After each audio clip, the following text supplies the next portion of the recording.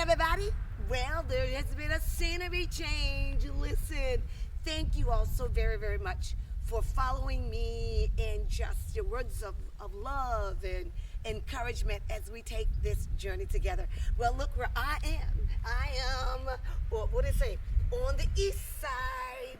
Yes, yes, yes, yes, yes. I am on the east side. My goodness. What a journey it's taken to get to the east side. Let me tell you, this is so amazing. This is the house that I moved into when I moved from the home place that we've been filming all week. This is where we moved to. This is where we moved to. Wow, what a transformation there is, right? It was a huge transformation. But let me give you a little history before I get into the transformation. My amazing grandmother, for years, neither my grandparents had a lot of education. My grandmother and grandfather, 4th and 7th grade education. But the one thing they had was their faith and their belief in God. And they had a strong work ethic.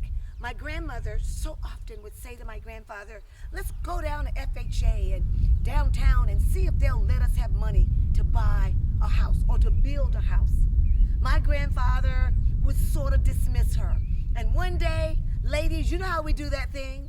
She was tired of having her husband tell her that it was not possible.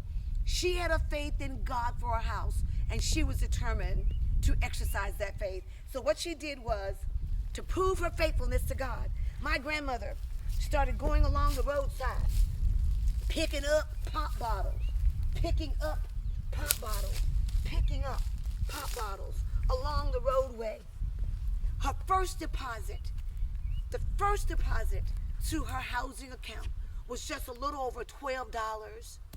Are you hearing me, everybody? It was just over $12. So for those of you that have been believing God for big things and you don't know where to start and you're saying you don't have enough money, all you need to do is have some faith and the willingness to just get started. And that's what she did. And when the neighbors heard that my grandmama was determined to have herself a house, guess what they did? They started picking up pop bottles for her, and they gave their bottles so that she could redeem them.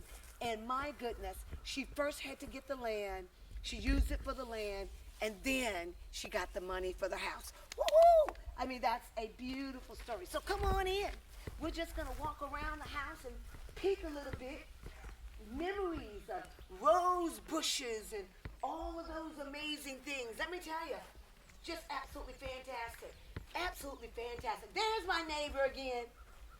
There's my neighbor again. There's my neighbor. There's my amazing neighbor. Well, we're now heading to the back of the house where a lot of amazing things took place back here. Many of you will see this video and you will look at this house and you would say to yourself, why is she so excited about it? Well, let me tell you why.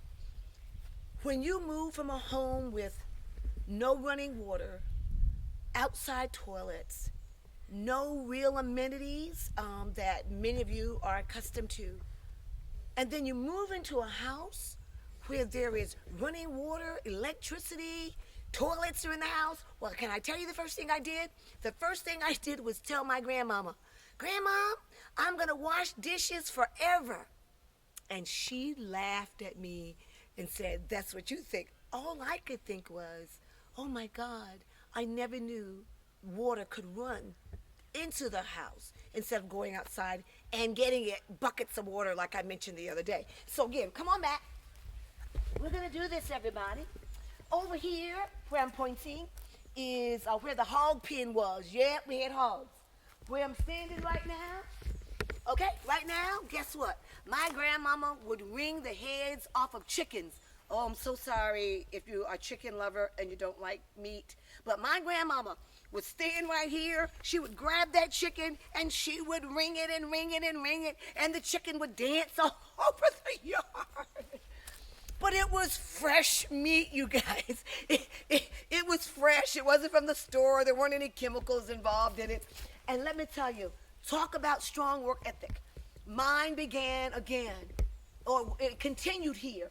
I had responsibilities. I had to hang clothes on the line when she washed them, and I had to take them down and fold them in baskets. And then we had to feed the hogs, as I said to you before.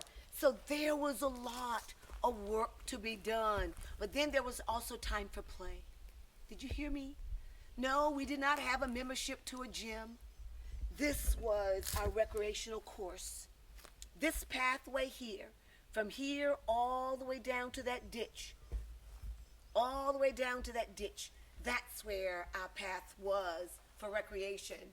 It was amazing times on the weekend, because before then, without the weekend, there was so much work in the fields to be done. So watch this. So I remember we would be playing baseball and dodgeball, and we would run. Oh my goodness. What a great time being in fellowship with family.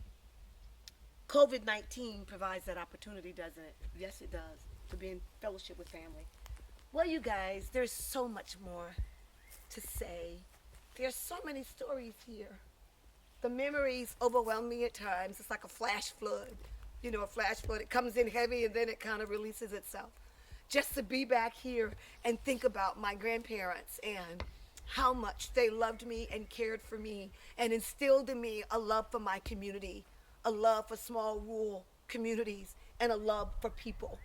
Both of them, deacon and deaconesses in their church. Wow. I mean, what a great heritage, a Christian heritage. Oh my. Well, listen, I'm going to end it there, you guys. We're going to be back on again. We got another day to go. I guess the big reveal is coming tomorrow, right? Because then that should be Friday. Listen, love you all. Keep following me, please, and get ready for Friday.